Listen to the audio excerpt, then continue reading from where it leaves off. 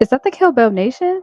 What's up? What's poppin', you guys? Thanks for answering my call. And so let's dive right in to talk about this conversation really quick because what I want to talk about is Crown Jewel that happened this past weekend. Now, even though this PLE was very, very early, I definitely enjoyed waking up to watch this PLE because this show was actually pretty solid. Definitely enjoyed it from beginning to end. I loved the build up to this PLE. They actually had a great build up for once because most PLEs that we see, it would have a build up, but sometimes it wasn't the strongest. It didn't really strengthen the PLE to get you excited, but this one was actually pretty good. I'm not gonna lie. And I really loved how everyone execute their matches very, very well. The build up of their stories was so great, except for the Cena and AJ Styles. That was just a fan picked and it got official, and I absolutely think that match really stole the night. But let's deep down in order one by one of everything that happened and talk about some moments and sequences that was really, really intriguing. But let's start off with the opening match with Bronson Reed versus Roman Reigns. I'm not gonna lie, this match was actually really good, and their match at Clash at Paris was actually really enjoyable as well. But this match, Roman Reigns definitely dominated in the beginning. Of course, he's the tribal chief. He's going to dominate everywhere he's going. But I definitely enjoyed how Bronson Reed had his offense in taking down the tribal chief, and I actually enjoyed how much they were going toe to toe with one another. Them going through the crowd was very intriguing to see because I was wondering what they're going to do next. But of course, the shenanigans are going to start because this is a no DQ. This is a street fight. Anything goes. So of course, when the moment when Roman Reigns was going to run around to attack Bronson Reed with going full force towards him, I was like, yep, you're going to meet Braun Breaker at the end of that. And he definitely did. He got speared, and it was absolutely incredible to see. I just love Braun Breaker's spear. But of course, the Usos had to get involved to help in the aid of the tribal chief. But unfortunately, Jey Uso got a little overzealous and accidentally speared Roman Reigns into the table and costing him the match. But Roman Reigns definitely is going to have a word with the Usos because he did not want them involved in the match. But let's see how this continues to brew because this definitely has been a captivating story between Roman Reigns and the Usos and the Vision. I really have been loving this little circle of drama. So I'm definitely excited to see how it's going to turn out. But let's move on to the next thing and talk about the champion versus champions match. Tiffany Stratton versus Stephanie Vaquer. This was an awesome performance, but only to Stephanie because I don't know about you guys, but Tiffany kind of was wrestling in lowercase. What I mean by that, her energy just gave low vibration.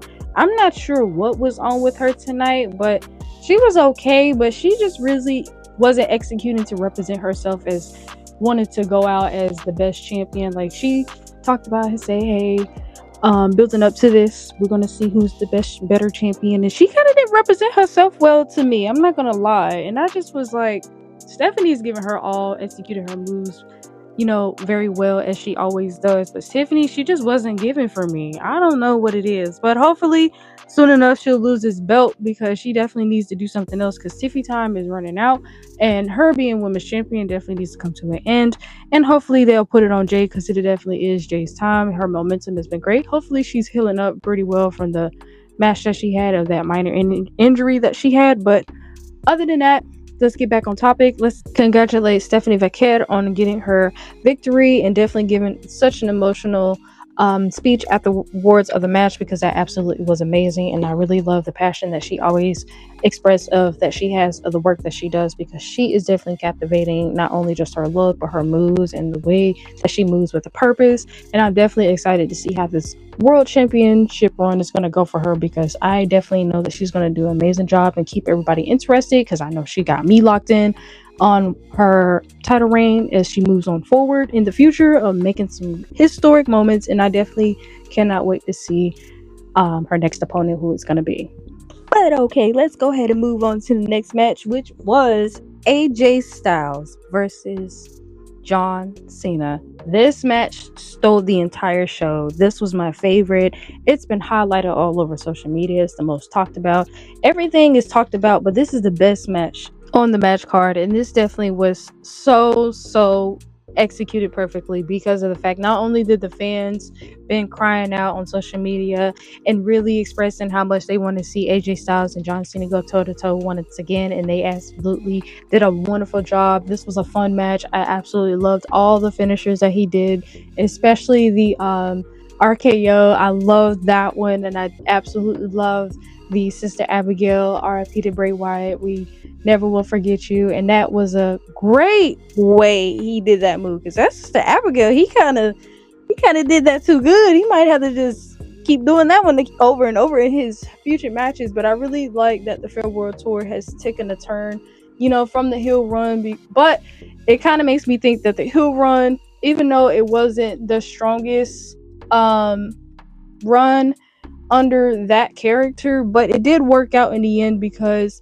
not only did it feel unpredictable when he turned back face, it really made it so enjoyable to see that he was back face again, and that really was heartwarming to see, because now matches that we have seen as of recent in his face run have been very enjoyable, except for the WrestlePalooza match against Brock Lesnar. That match was absolutely horrible, but hey, moving on to this one, AJ Styles and John Cena, they absolutely had great chemistry. We're not surprised because we have seen them for so long, and them going back and forth, and I really enjoyed everything about this match. And I definitely hope for the next opponent that John Cena is going to face is that it's going to be just as good as this one, hopefully. And I definitely have been seeing The Miz being hinted, and I definitely would love to see that as well too, because I personally myself love The Miz myself, and I would love to see them go at it again.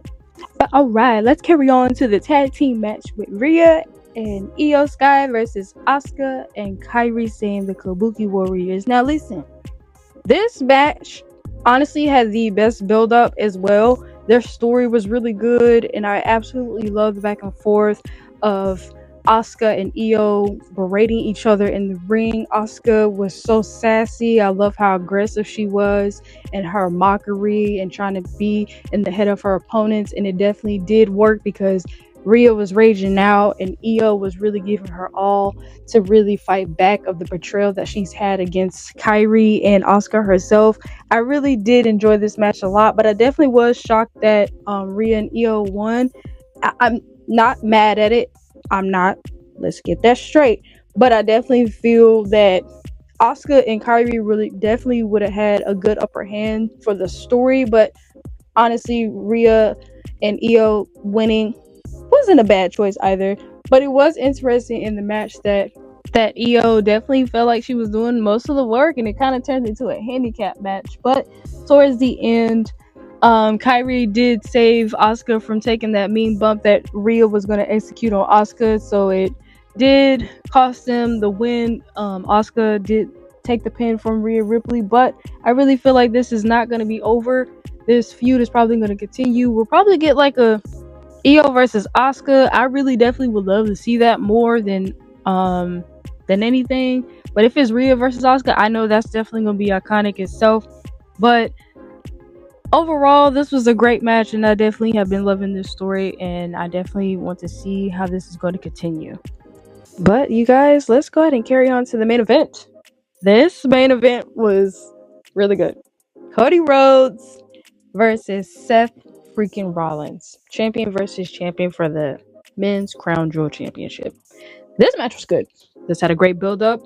And I definitely loved how Cody was getting into the mind of Seth. It kind of made you think back and forth. Is Seth really going to lock in and get this win? Or was he going to fall short due to the fact that Cody successfully got into his mind and really playing that tug of war game of who Seth really was going to be, what type of run he was going to be as a champion, and also as a person as well too.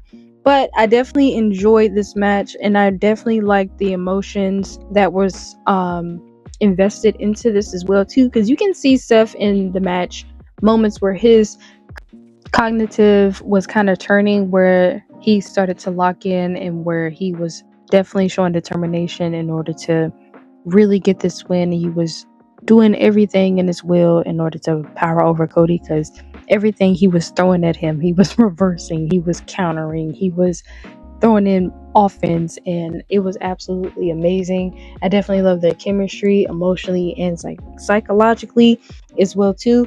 And I really enjoyed some sequences. I definitely enjoyed the Cody Cutter getting countered into a sit-out powerbomb. That was absolutely fire. And it's really nice to see the Cody Cutter get reversed because we rarely see that in most matches that Cody has, and that was really, really nice to see. And I absolutely love the Avalanche Crossroads and the Avalanche Stomp. Both of those moments was absolutely insane. They were giving it their all. And not only the best moment in this match too was Seth using the watch that Cody gave him. That small sentimental object played so much of a role. It wasn't the importance, but it was a small detail that mattered, because it was the mind game trying to get into Seth, like, hey, this isn't really you. What are you gonna do? But Seth was like, you know what, forget this. I'm aiming for bigger and better. Let's end this and let's move on and put the past behind us. And he got that win.